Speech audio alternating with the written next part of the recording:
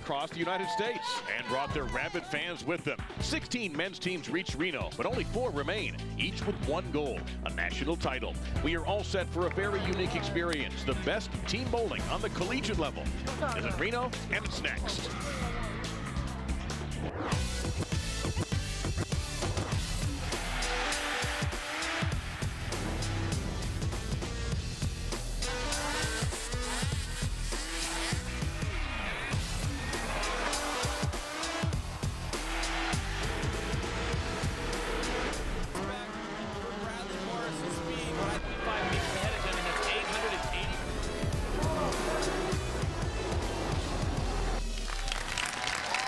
Welcome to the 2014 X-Bowling Intercollegiate Team Championships. Now, let's meet the teams competing for the title. From St. Charles, Missouri, the Lindenwood University Lions, coached by Randy Lightfoot.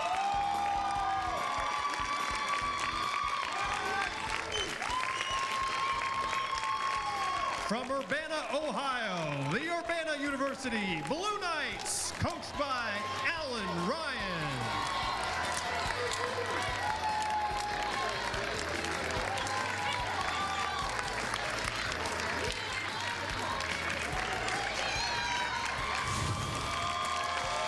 So here's how our teams got here, beating some established programs. Urbana needed 3 strikes in the final match to beat Wichita State. They got them.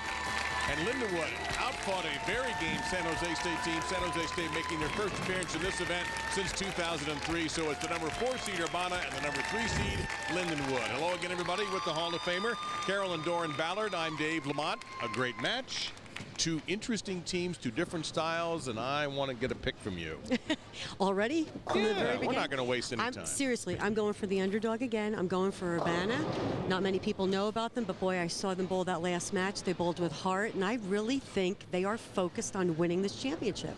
Those of us who watch college bowling over the years have seen the sport evolve, Carolyn, and one of the biggest reasons I think has got to be the consistent improvement year in and year out of the coaching that's available to these players. Absolutely. You know, for years you heard the powerhouses, and let's just take Nebraska and Wichita, for example. What did you hear about those 2 universities? The coaches were phenomenal. Well, guess what?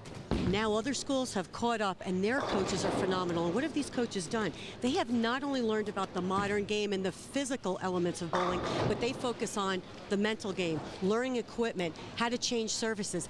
Their teams are more prepared now than I've ever seen in the last 10 years. And it's because of the knowledge that the coaches have taken it upon themselves to learn. And that kind of balance is reflected in the fact that we have these finalists here instead of some of the big name schools that we have gotten used to. It ought to be really fun.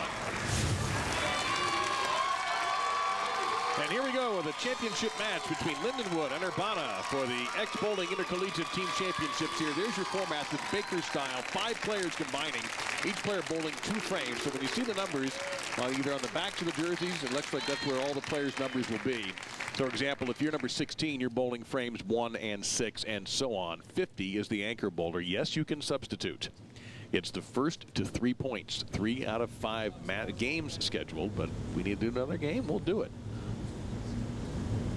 First visit to this event in the 5-year program for the Urbana Blue Knights. James Tucker will lead it off, a senior from Cincinnati. Urbana, not far from Dayton, Ohio. They're in Urbana, Ohio. Come on. And we begin with the 10 pin. And Urbana knocked off the giant program in men's college bowling, Wichita State, in the semis. They had to go twice. Wichita State beat them and forced another 7. It turned out to be a 7-game series. And Urbana won it with 3 strikes in the 10th frame of that 7th game. I think when you beat a team like Wichita State and the way they did it, it elevated their confidence to a level that I don't think they were capable of. And getting off to a good start with an easy spare.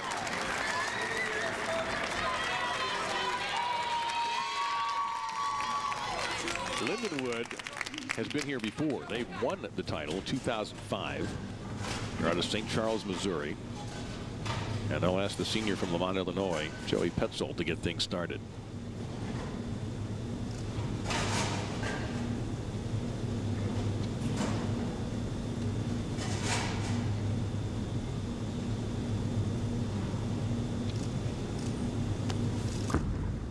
Come on, ball. Ball, listen.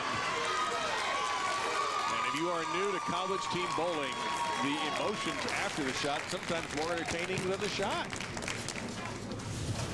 Remember, trying to play further right in practice, broke it down nicely where they're creating a nice area in that track area between 10 and 15.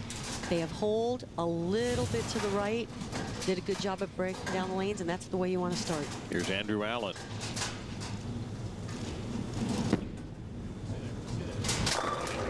Face and power down the 4 and the 9. Carolyn, what is the pattern for this championship match? Pattern 36 feet. We're using fire. Once again, high volume of oil. So what are we going to see? We're going to see lots of carry down, certain runs on the lane. Pattern is a lot flatter side to side, not much area for angle. What that means is the more you go left to right, there's a hang down lane, and that's because of the pattern. Actually, the bowlers are creating that themselves by going left to right. The junior. These teams top 10 in the final power ranking. Lindenwood number 5, Urbana number 10. Robert Morris University was the number 1 team at the end of the year in the power rankings. But that's what tournaments are for, and we've whittled it down to these 2.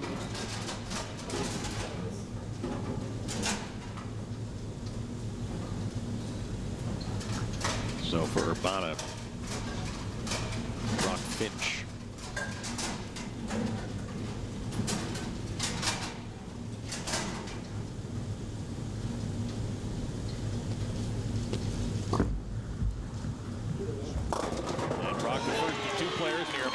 From Canada, as is their coach, Alan Ryan, in his 2nd season. Both teams, if you've noticed, players that have bowled, lots of ball speed, keeping that ball on line, not trying to give up the pocket. Now Kyle Sherman, a sophomore from O'Fallon, Missouri.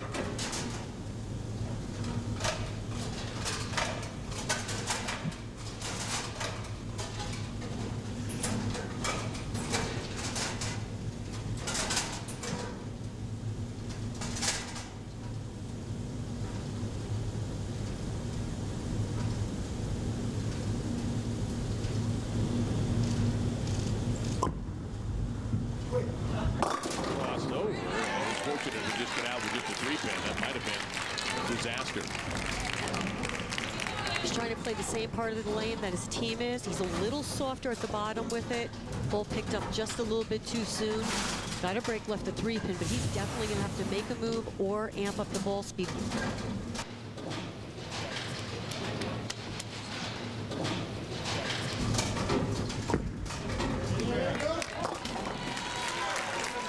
the team gets on a roll of strikes.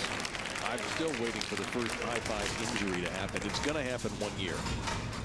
Someone's going to get knocked out of a game because of a high-five injury. Actually, I remember that. You hit so hard, it stinks. It stinks, yeah, it vibrates. But it's a good stink. Yes, I guess so. It's a strike, and you're winning, and it's great. Kyle Mayberry from Mechanicsburg, Ohio, a freshman. Now the first of 2 lefties for Urbana. Come on. That had a punch to it. We'll be back with more from the X-Bowling Intercollegiate Team Championships right after this.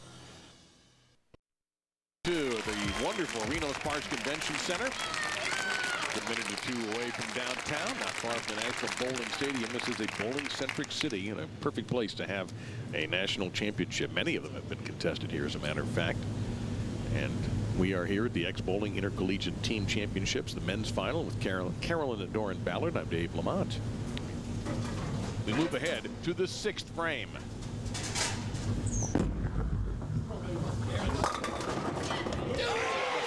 Delivered for the Urbana Blue Knights.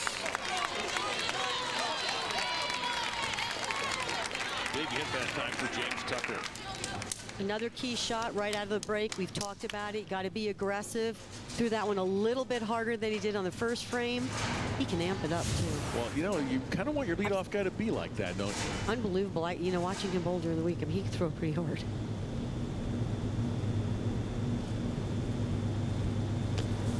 Pencil. But action behind that 4-pin, but not enough to knock it down.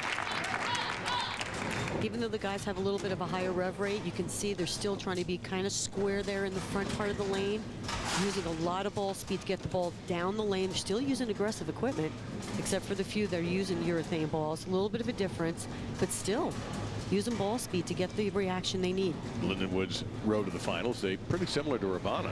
Undefeated, then a loss. San Jose State whipped them, but they got the Spartans back.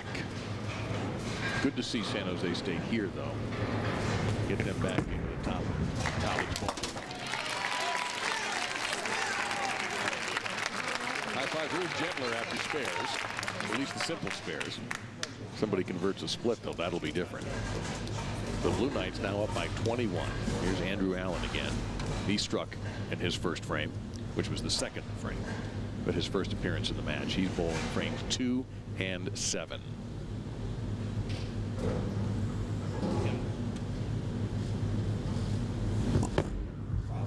That sounded kind of funky. Did he drop that? Well, he stands up at the foul line when he gets ready to deliver. He uses more of his upper body. We've talked about that before. You'll watch this here as he's getting into the line. He rears up with the front part and his leg, so he's got a lot of upper body movement, which allows him to get it out onto the lane, but he missed way left, closed down on it. It was just a bad shot. The other thing is he's very end over end. So if he hits the dry, ball's going to roll up immediately. Oh, my goodness. That might have been nerves. I don't know. I mean, but he had a couple of tough shots there. And the advantage for Urbana may fade just a little bit. There you see now it's only 9 pins behind for Lindenwood. That's one of those mental errors. We've talked about it. Single pins, you know, really, hey, I've been there, I've done it. Single pins, missing them, unacceptable. And if it is nerves, you have to take some extra time before you get on the approach. I'm trying to think, have you ever missed a single pin? Yes, I missed a single pin to go to the finals for the U.S. Open, but thanks for asking. And then I that was our production staff that requested that information. And then I also missed one to stop my team going to nationals my senior year in college. But thanks again for asking. So 2. Ooh, That's a pretty good ratio. Only 2. Meantime, another strike for Lindenwood from the 2 position. Jake Daggett.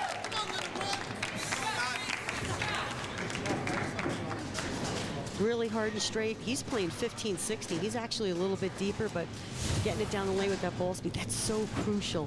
And you can see a couple of the guys have balled up. They were using surface in practice, trying to play the right, burned it up. They needed to move a little bit left, went to balls that get down the lane a lot easier. So that's what you say when somebody, a player will ball up, that means it's going to go down the lane a little bit further, okay. Shinier, not using as much surface.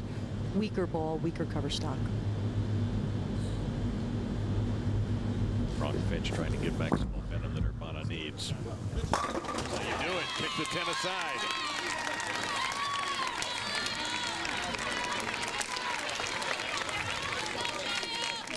He's going to be able to stay a little bit further right because of his ball reaction. It was perfect. Smooth off the spot, 10 in the pit. Right back to you, Kyle Sherman.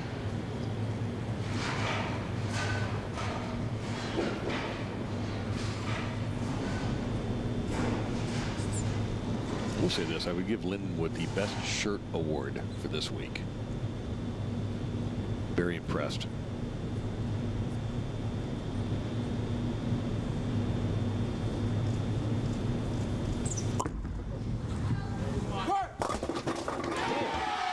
That's a lot of mixing.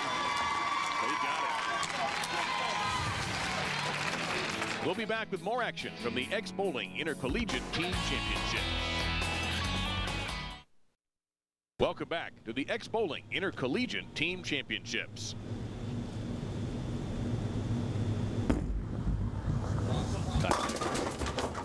Had a beautiful ball his first time up. That time left a little bit light, left the 5-pin standing.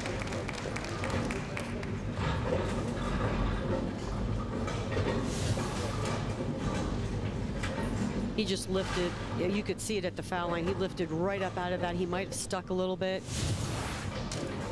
There was a little bit of an issue in warm-ups on that lane.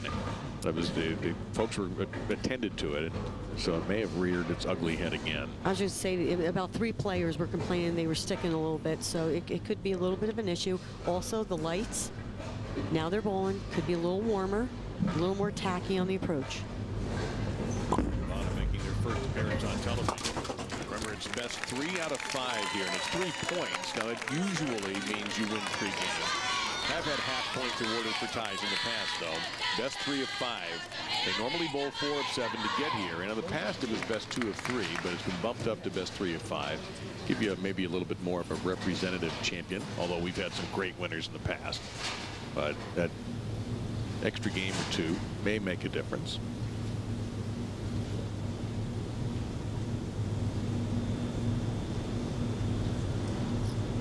Big foundation shot here. Potential lead change. Andre Fours.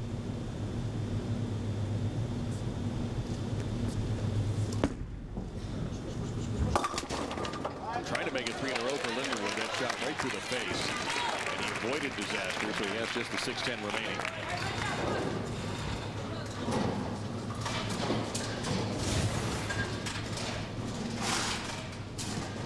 Ball hooking up just a little too soon. Off the spot. I think he's going to need to move too. You know, the guys are going to see transition a lot quicker than the girls did because of their rev rate. So they may have to move a little bit quicker. I mean, we didn't see the girls move at all. I mean, very little. Like I said, they increased their ball speed, if anything. The guys might have to move just a little bit because of the rev rate.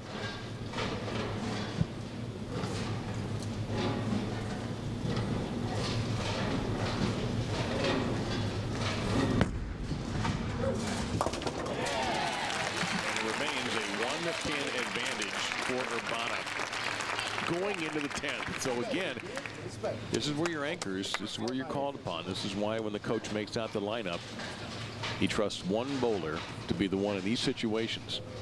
Seen it before from Fa, and he strikes out, he wins. They win the first game, obviously.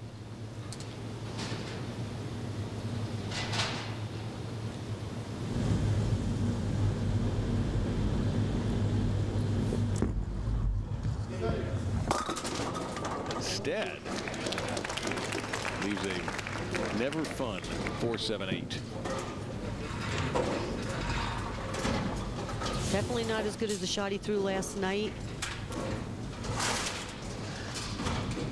Went way high. Yeah, he's missed the pocket twice on that lane. Now they'll be switching lanes in game 2. Perhaps on the right lane he can find what he's looking for. But right now, this is a gigantic shot. I was going to say, he doesn't look very comfortable. He went light on his first shot, probably overcompensated for it, and went high. So he's got to pick a medium there, especially with the ball he's using. Just a little bit of a different reaction. Not only that, he needs to feed off the other left-hander. Because he's got another, at least he's got somebody he can talk to. Well, here on the fill now, he can get Urbana to 203. And we talk about it all the time. Fill ball, got to get them all. Because when it's this close, that fill shot has, you know, won or lost matches. Well, you can see what could happen here. But first, try to get to that 203 if you're Fa.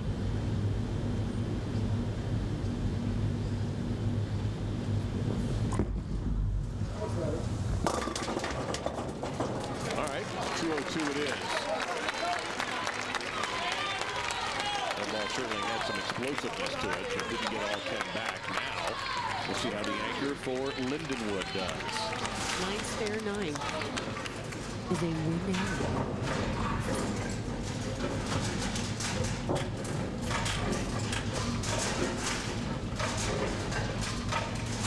And the Lions turn to Christian Escon.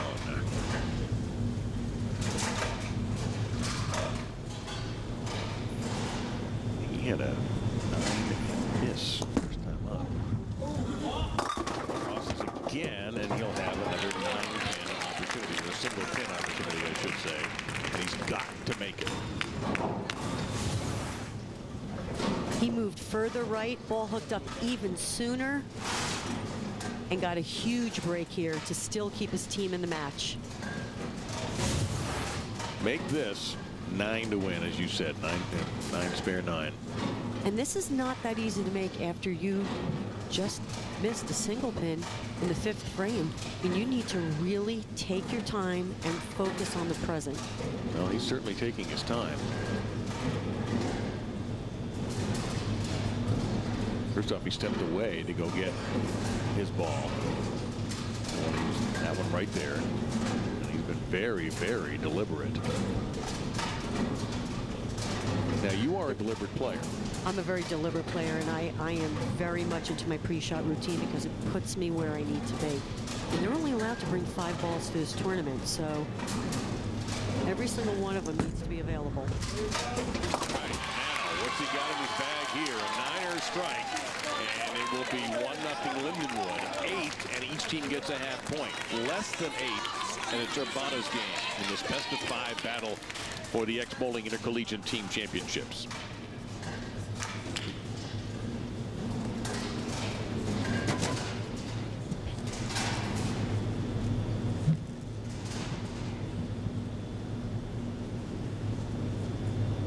And I'm watching, and I'm just trying to compare what he's doing now to what he did before that spare, and he's doing the same things. He is. He's staying within his pre-shot routine, which is so important to the mental game. The last 2 shots, he's really used a little more of his upper body. He's pitching it a little bit. You can hear the ball hit the lane. It's going to cause your ball to roll up a little sooner. He needs to be a little bit smoother, a little bit more aggressive. Let's see what he does. 9 or strike, and Lindenwood wins the game. 8 is a tie. And it's Lindenwood with a 1-0 lead. The big shot by his cone gives Lindenwood the first leg up as they try to get their 2nd Intercollegiate Team Championship. We'll step aside and bring you Game 2 from Reno. Visit bowl.com/juniorgold. Game 2, no lineup changes from either side. Great crowd on hand here in this amazing Reno Sparks Convention Center. So with no lineup changes, Lindenwood will go first in the left lane, and that means Joey Petzold.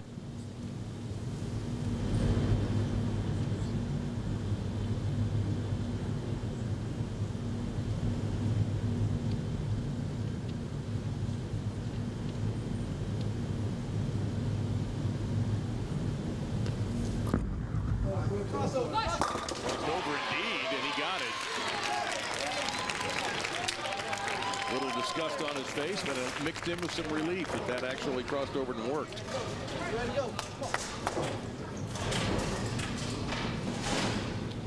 Two top 10 teams in the power rankings at the end of the season.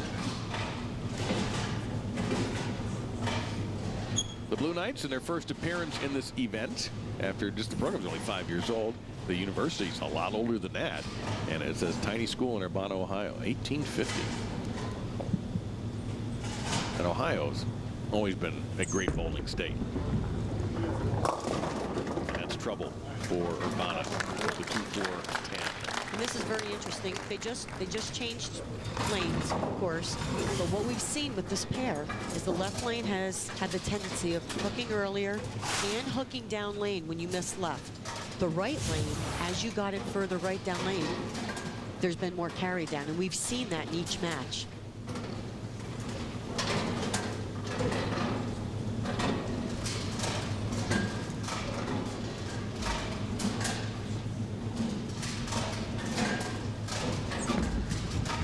Try to attack it from the back end, and it didn't work.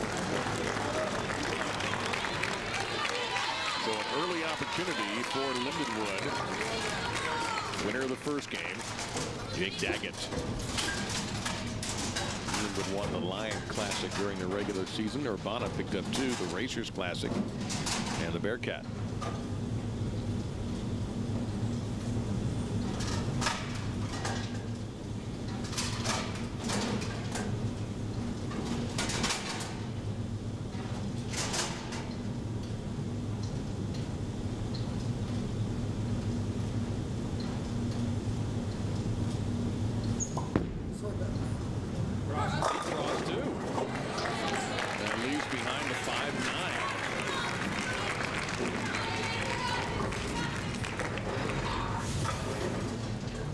that shot at all. As you can see, he came right up out of it.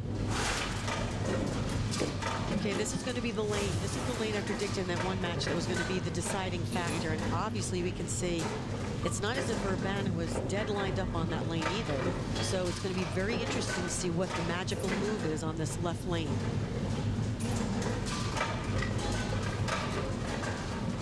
One of the key factors is pitching it and hitting up on it causes earlier roll. So you don't want that right now on that left lane. That was one of those 7 players for Lindenwood, averaging over 204. He was shade over 205. Now Andrew Allen for Urbana, about a 196 if you round up for his season.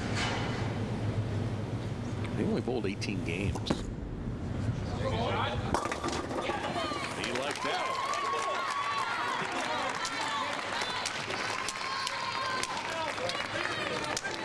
Carolyn, the form here is a little bit different.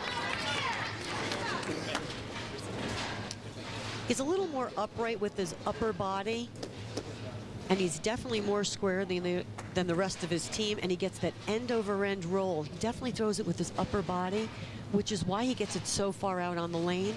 But you know what? He makes it work.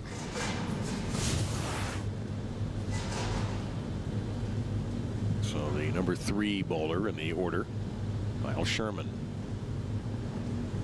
He had the best average on the year for Lindenwood. That's why he averaged 215.3 over 65 games during the season, and he just blew those pins apart. A little bit further left than his last 2 teammates, and he's clean of it. Hear how smooth he, I don't say here, but look how smooth he is into the lane. He just rolls the ball off his hand, no early hook. That's what he's looking for.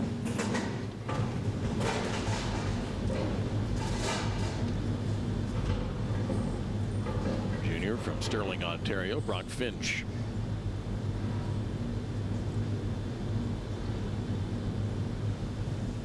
Just about a 203 average during the season.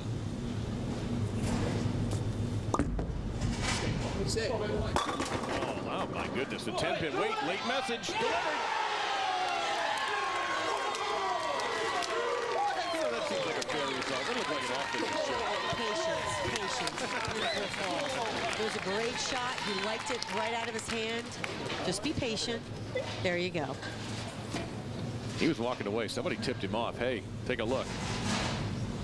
And joy for the Blue Knights.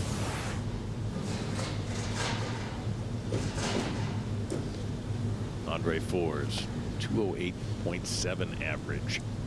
And right behind him, the anchor today, Christian Ascona, 208.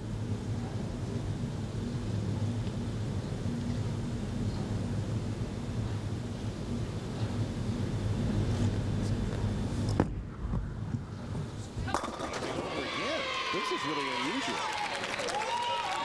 And it's a strike.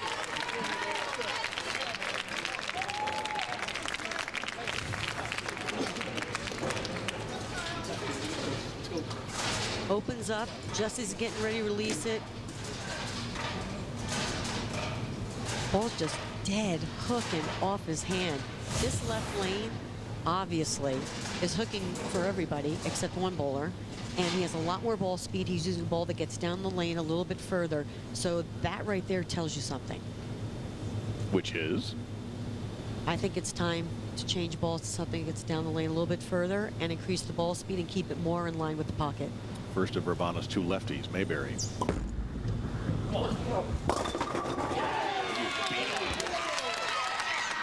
a potential for a very high score in the second game. Lindenwood won the first game, 204 to 202. We'll be back with more from the X-Bowling Intercollegiate Team Championships right after this. I get a chance to sit with Lucas Wiseman a couple times a year at the events and chat with the audience. It's a lot of fun, and you can go to YouTube and see Randy Light football. There's some videos of him battling Dick Weber in the Showboat in 1981 in Vegas. I won't tell you who wins. I'll have to check it out. Yes, you will. But those are great shows. And, you know, a lot of legends on TV. Absolutely. On those shows, yeah. Legendary announcers, too. Those guys were some idols of mine.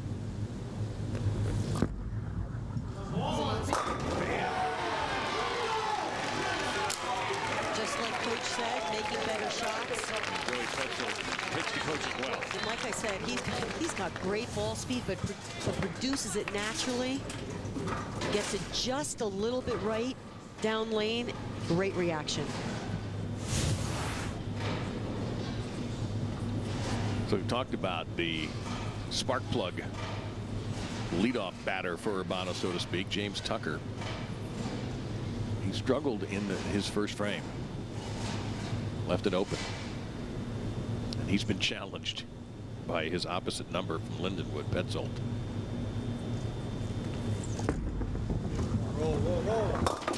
Didn't listen. That thing just hung out there, and that is not impossible leave, but leaves 5 behind. Bad shot. Says, you heard it. Roll, roll. He knows when he let it go. He got this way right. Wow, out to the 6-7 board. He'd been keeping it about 9-10.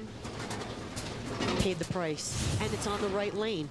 And that's the characteristic that we've seen left to right.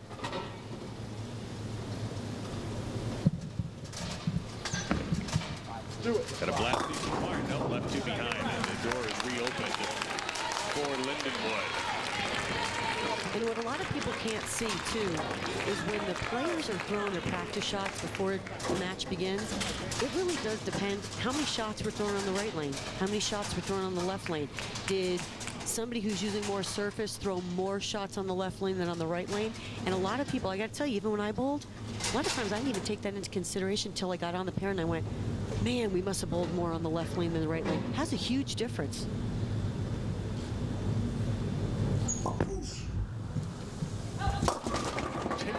Let out a noise, and I didn't know if that was an attempt to pump him up or something he realized that didn't go right. But made a big. Listen to this again when he throws it. Not a normal sound.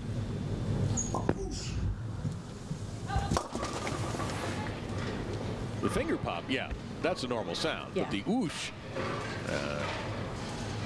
He's trying to steady himself a little bit. He was still sliding going into foul. It was just a bad shot. Let's chalk that one up to timing.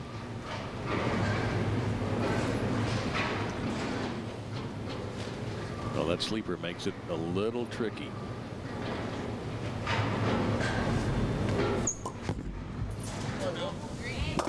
Silent spare. So once again, as we start to get to the second half of this match, this game, I should say, we're close.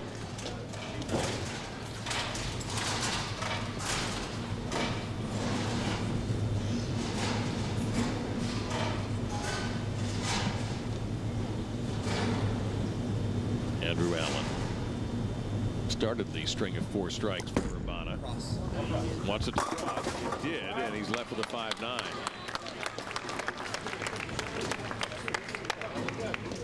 You talk about what's the most important position in Baker. You hear all different views. I still always feel that leadoff bowler is Mr. Consistency, or hopefully Right, women's sure, event. sure. But that first bowler is the bowler that's going to tell you about the lanes, what moves worked, which ones didn't. I mean, it's just so crucial for that leadoff bowler because they bowl the 1st and the 6th frame. So if you're bowlers who have a better strike percentage, bowl the 4th and 5th, they carry on the string. I mean, it's just an important position in Baker. And it used to remind you of this as you were first time watching college bowling. Those are not uniform numbers. Those numbers designate the frames in which the bowlers bowl in. So we are at the 3rd bowler. We're in the 8th frame. 50 is the anchor because it's the 5th and the 10th. So 38 up here for Lindenwood. That's Kyle Sherman has bowled. He's the 2nd team collegiate All-American too. Bowled the 3rd frame and the 8th frame.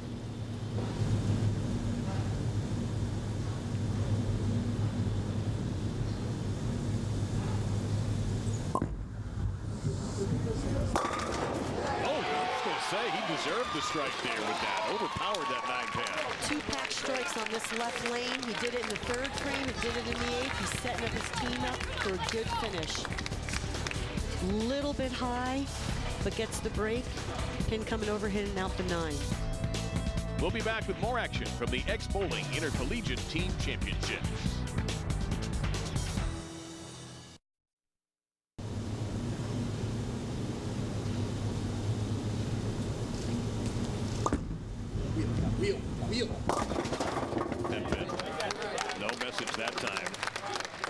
finish.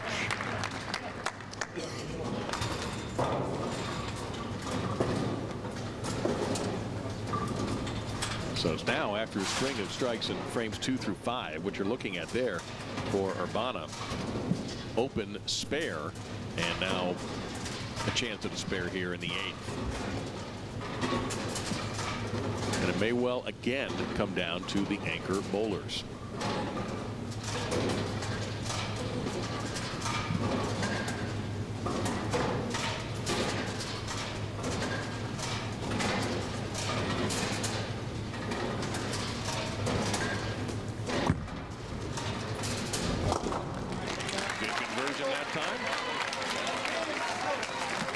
See, the lead for Lindenwood is 2, but they are working off a strike. So Andre Forrest will have a chance to pad the lead a little bit. 230 max for Lindenwood, 218 max for the Blue Knights of Urbana.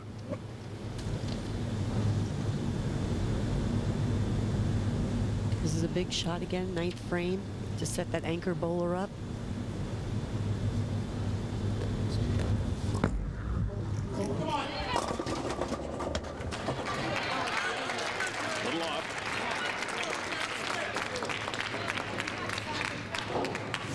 You heard Coach Randy say we got to make better quality shots. Didn't actually stay down and threw that shot, paid the price. It was an interesting answer, because here's the voice of experience. 3-time PBA titleist, coaching for 12 years, been bowling practically his whole life. And it's sometimes as simple as, you know what, why don't we just bowl better? Instead of all this other complicated lingo, how about just do your job a little bit better? We'll be okay. No problem. One of the keys, you cannot adjust off a bad shot. So if the coach feels that you're not executing, you can't move on the lane because he didn't throw it good. I mean, how do you move if you didn't throw it good because you really don't know what the lanes are doing yet? You don't know where to go. It really is rather simple. I know, and I see that sitting here we can talk about it. It's so simple. But when you're in the heat of the battle, sometimes you need that other set of eyes to say, you know what? What am I doing?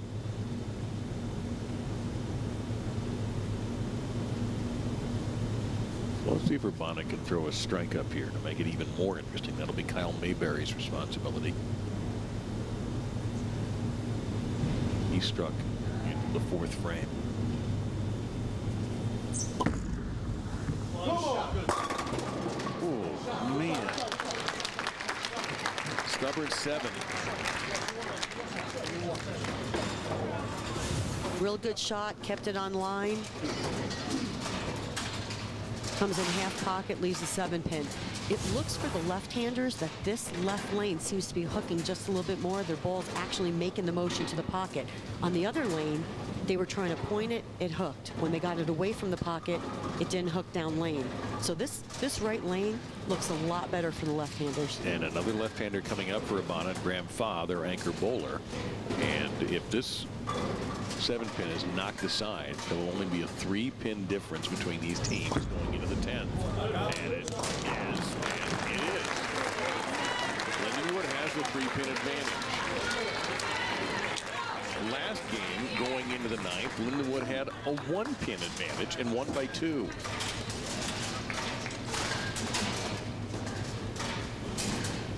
This time, they're going first. That is correct. Last time it was Urbana that put up the score first. And you see what Lindenwood needs to do to shut them out. 2 strikes plus 8.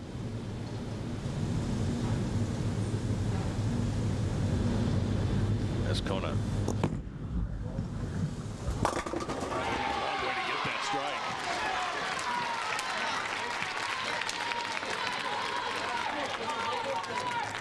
Really aggressive on this shot. Got it way down late. He's getting that ball down to 7-8. Comes in late. Clears the deck. That's 1. His bad shots were when he missed left and really hit up on it. His last couple of shots, he's been a little bit cleaner, not actually hit up on it. He's still pitching it because he throws it with his upper body, but definitely getting it that little bit further right down lane has really helped him with his reaction. Don't forget his adventurous fifth frame. Bothered, we think, by a noise from the audience, maybe a camera. He just chucked it in the gutter. Came back and knocked him 10 back to get a spare. That may end up being the biggest shot of the whole of this game. Absolutely huge shot. Because, oh, he left the bucket here. They were on max 200, and this is not, as every bowler knows, any fun at all to get the bucket. He made a motion with his wrist when he was coming back. He didn't quite roll that one off his hand the way he has been. Came in late again, but did not have any energy left. Left the bucket. And once again, we talk about the fill shot. How many times has the fill shot come into play? Needs to make the spare. Boy, that's an ugly sight, up close or far away.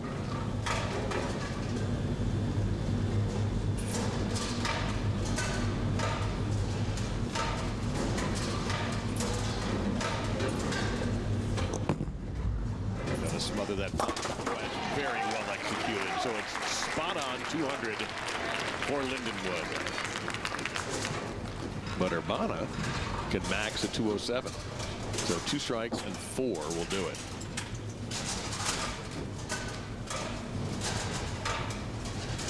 We definitely saw him throw the 2 strikes last night, didn't we?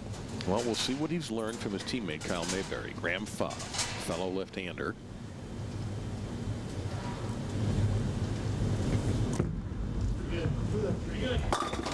Nope. Didn't happen. So Lindenwood takes a 2-0 lead, and they are 1 point away. One more win, and they'll have their second Helmer Cup in the program's history. One game, and they will be the Helmer Cup champions for the second time in program history, the first title in 2005. Urbana, this is their first appearance in this event, and they went all the way to the finals. Knocked out Wichita State to do it. They're really going to have to scramble now. No lineup changes for these teams. So James Tucker, who did have a tough time on that right lane, come back on the left.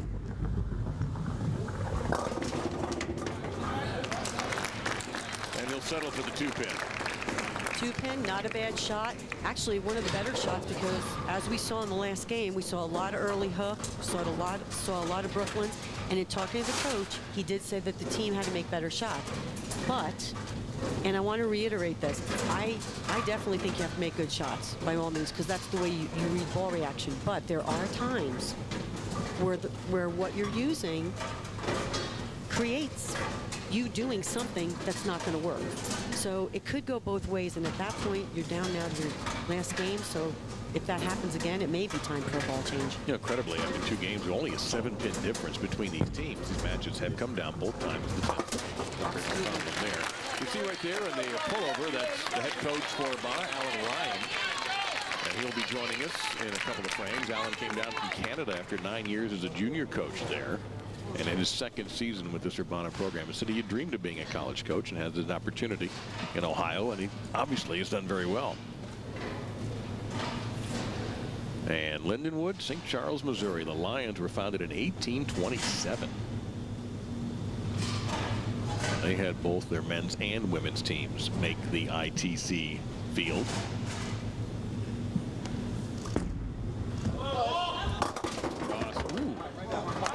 Seventh pin makes it look worse than it already is. 3, 6, 7, 10. Shaking his head a little bit. He thought it was a good shot. Hooked just at the very back. A little bit of a tough spare, but spareable. And have to fly that 3 across the boards. Joey Petzold.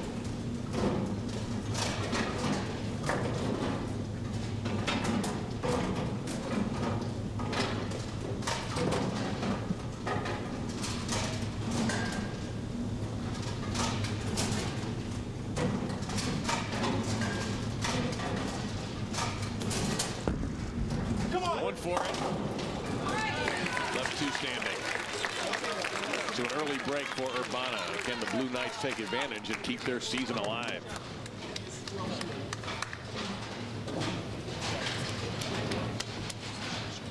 Andrew Allen will get the opportunity here. See what he's done so far, bowling in the number 2 position, bowling in frames 2 and 7.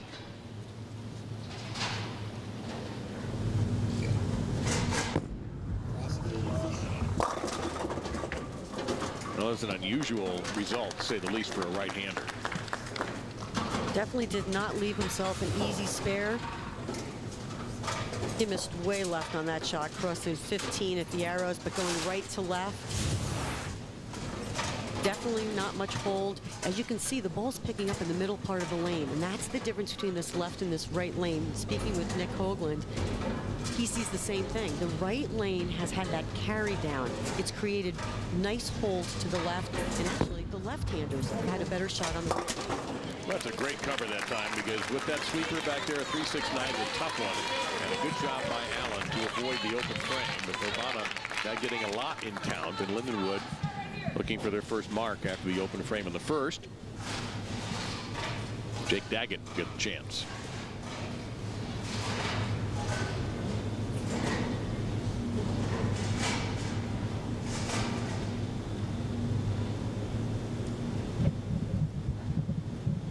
Daggett clean through 4 frames.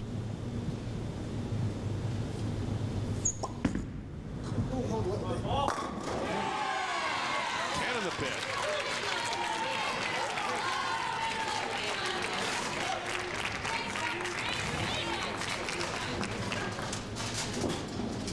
Very aggressive, hitting 16 at the arrows, out to about 10. Real smooth reaction, and he's using his ball speed. He pitches it, but he's soft with it when he pitches it, so the ball rolls off the spot nice and smooth. Mark Finch for Urbana. In the situation for the Blue Knights is they've got to win this game, or at least tie, to keep their season alive. If they tie, they'll get a half a point, and that will keep Lindenwood from taking the cup. Nice shot there from Finch. And that's a great shot to look at, to show you what we're talking about. He's using a ball that's really smooth. It's not going to overhook at all. He is further right. He got that one a little bit further right than everybody else has been doing on his team, and it was smooth up the spot. So that tells me on that left lane, if you have no hold and you're already into 16, 17, 18, no one threw enough balls in there to carry down the oil. I would ball up and move to the right and get for the right-handers. right-handers. That's correct. Now they've got 2 lefties coming up, and we'll see how they react to that lane. Kyle Sherman. Come on, ball. Got it. A double for Lindenwood.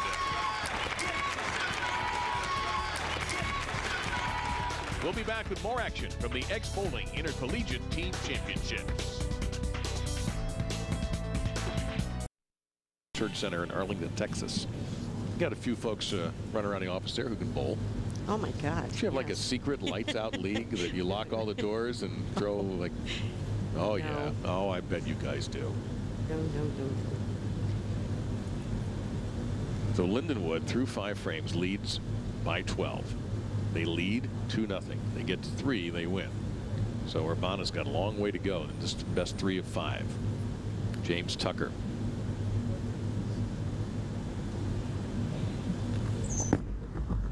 Got it on the 7.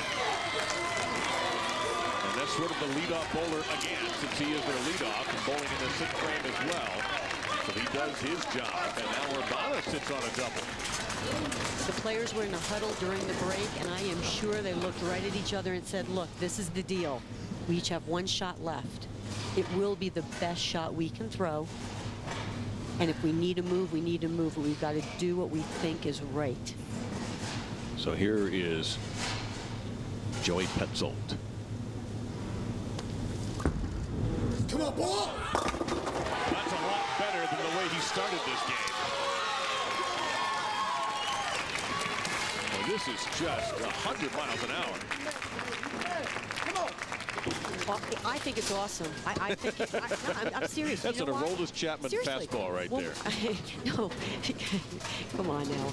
But the thing about it is, he creates his ball speed with his legs. He doesn't throw his upper body into it. That's why he's so smooth out of it. That's what you need to do. That's one of the keys on the pattern. Gauntlet thrown now to Andrew Allen. He goes wide left. He has had a problem in that left lane. What would be your advice to him? And if you had that moment to coach him in the break there, and you know that he's been going a little bit left target, what do you say? He's a straighter player. He's obviously very end over end. I would do exactly what, and I want to make sure I had the right name before I said it, but I would have him do exactly what Christian did. I would ball up because he's using a very strong ball. I would ball up, move him somewhere between 5 and 10, and have him throw it hard. Well, this is a critical and very difficult conversion. One more? No. So an open frame in the 7th. And Lindenwood senses the opportunity. Let's take a look at champions since 2010. Wichita, Fresno State. I remember that one in 2011. Weber in 2012, the year that the men and women won. And that remarkable Robert Morris, Illinois team. So richly talented. In 2013. Didn't make it, though. Didn't get past these two. So we'll have a fresh champion in this decade and our 5th different champion in a row after Wichita run off a bunch in a row. And that streak ended in 2010.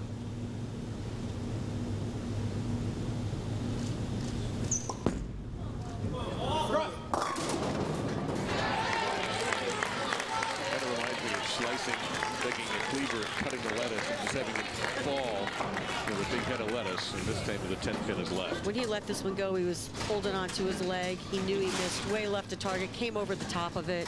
Just a bad shot.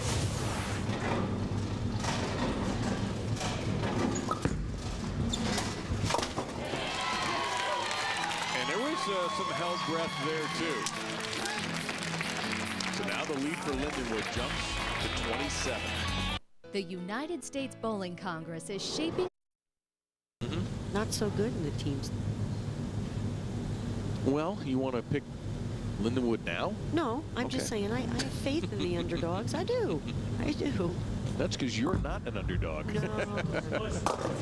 Oh, my. A big 4.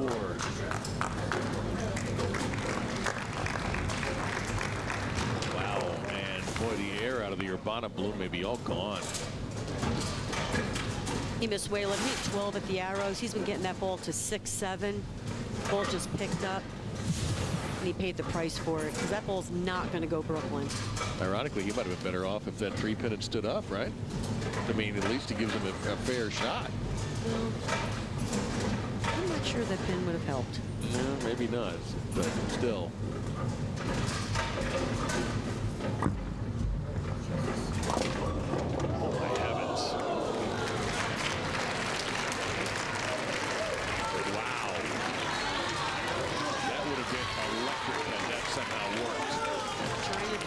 Across the deck here.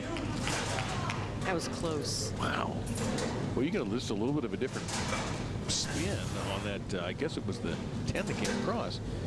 Wow. But Lindenwood now in that comfortable position. Up 38 with just 3 frames to go. Just stay clean. It's got to be their mantra. This is Kyle Sherman.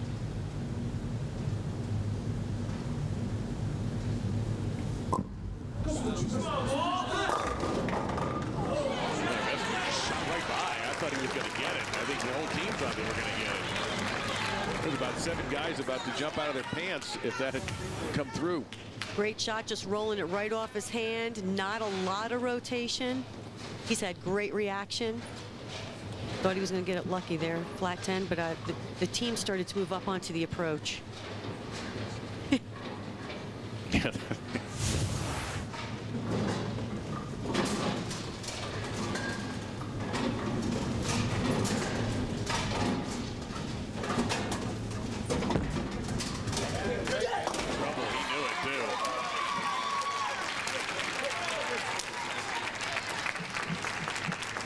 So Urbana can max at 188. And the sand is definitely going through the hourglass right now, faster than Urbana would care to see. And they're going to finish with their lefties. unless there is a late substitution. But that's Kyle Mayberry, and I'm sure they're not going to substitute Fa. So this is how Urbana will go down swinging with the 4 and 5 they've used. I'll tell you, it's amazing what both teams have done, though. You got a couple of players using balls that are really, really smooth and not going to hook a lot. These guys like to rev it. They're up the pack of it, just rolling through it. They've really played, you know, they've shown their versatility is what they have. Yeah, may not have been lined up perfect on one lane or the other, but they've really shown their versatility. And for Urbana, the reality beginning to set in. Those high fives are getting softer and softer.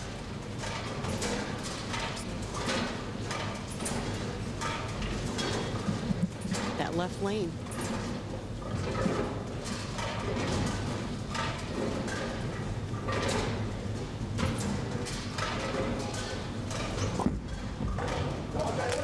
Lindenwood only had to conquer it once. If they win this tournament, Lindenwood only had to deal with the left lane once. Urbana got it twice, but Urbana lost just by 2 and by 5.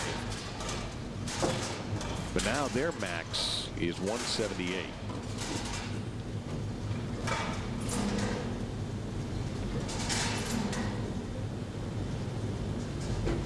Lindenwood's been very clean. We're in game 3. They've had just 2 opens, 1 in the opening frame of this game. Andre Fours.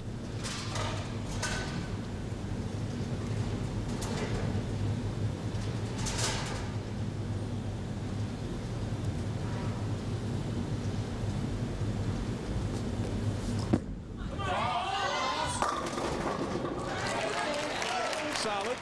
Good count. Covered this, and it's almost over. Realistically, Right. Yeah.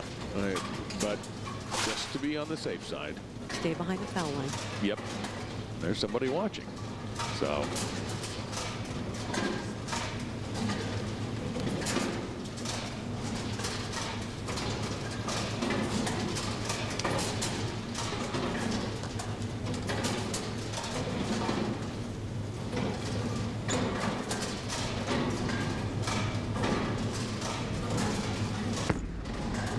Hang on. Got it. And you can hear the noise from the Lindenwood faithful. It is just about wrapped up.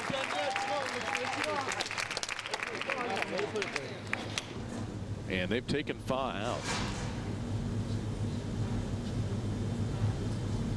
And this is the junior from Dayton, Chase Carter.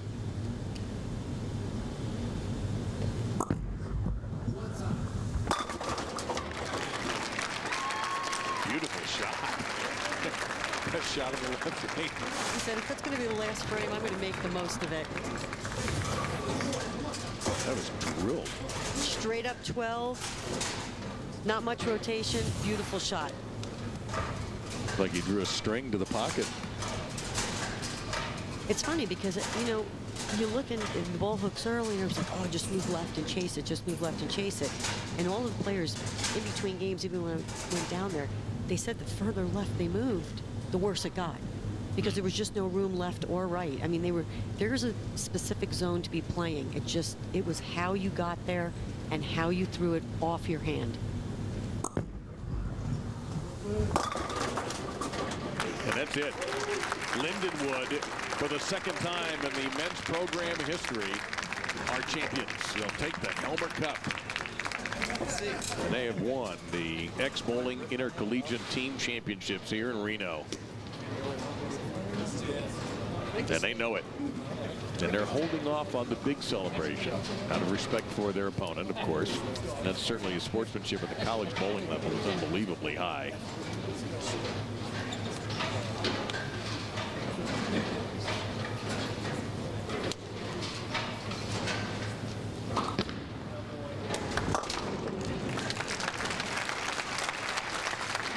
So Lindenwood will get the fun of having a 10th frame that has no pressure. And here's Brandon Rice, the senior, going to close out his career.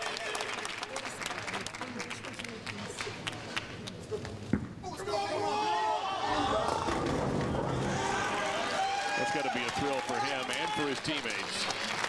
They get the chance to see somebody who's practiced with him, traveled with him, sweated with him, and now he'll celebrate with them.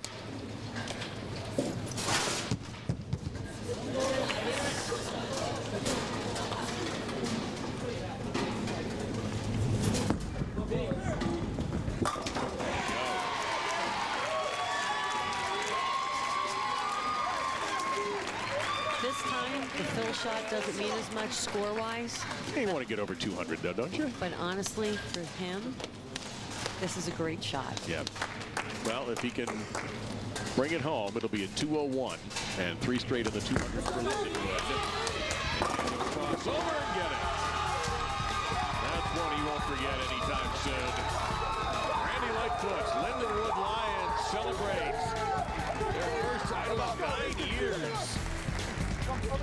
It's the Helmer Cup going to St. Charles. Wig. Bowling with a capital B.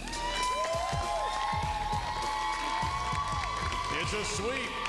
Lindenwood finishes in style with a 201, and the big finish leads them to the victory over Urbana and the second championship in Lindenwood history. Our congratulations to the Lindenwood Lions, the ex-bowling intercollegiate team champions. For scores, highlights, features, and more, log on to cbssports.com. For Carolyn, Doran, Ballard, and our entire world-class crew, I'm Dave Lamont. This has been a presentation of CBS Sports Network, the 24-hour home of CBS Sports. We thank you for watching, and we'll leave you with some of the best moments from the ex-bowling intercollegiate team and singles championships.